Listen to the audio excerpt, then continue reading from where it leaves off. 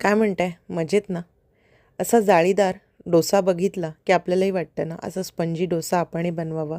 काही कठीण नाही हो.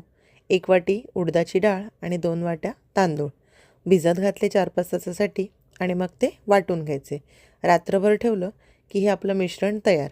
जेव्हा करायचे तेव्हा त्यात थोडं पाणी ॲड करायचं, चवीपुरतं मीठ आणि मग आपलं जे डोशाचं बॅटर आहे हे तयार. छान तवा गरम करून घ्यायचा आणि मग तो ओल्या फडक्याने पुसायचा आणि डोसा आपला बनवायला तयार. तुम्हाला जर पातळ कुरकुरीत असा डोसा हवा असेल तो देखील या बॅटरने होतो आणि मऊ लुसलुशीतसुद्धा डोसा या बॅटरने होतो. बघा, अगदी छान कुरकुरीत असा हा डोसा हॉटेलसारखा आपला तयार झालेला आहे. आता आपण याचा हा असा जाळीदार बनवून बघायचा आहे डोसा. बघा, ह्याला छान जाळी पडले.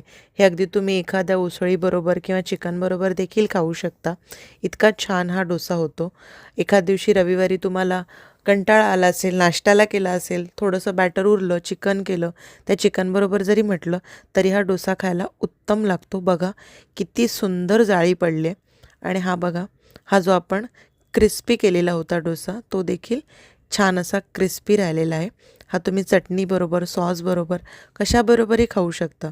नाश्त्याला म्हणा, अगदी संध्याकाळी काही जेवण नाही करायचं म्हटलं तरी देखील आपण हे करून पोटभर खाल्ल्यासारखं होतं आणि पोटही भरतं. तर तुम्ही पण ट्राय करा आणि मला कळवा कसा झाला होता तो. तुम्ही कोणती वेगळी पद्धत वापरता का ते देखील मला सांगा. आवडल्यास लाईक करा, शेअर करा, सबस्क्राईब करा.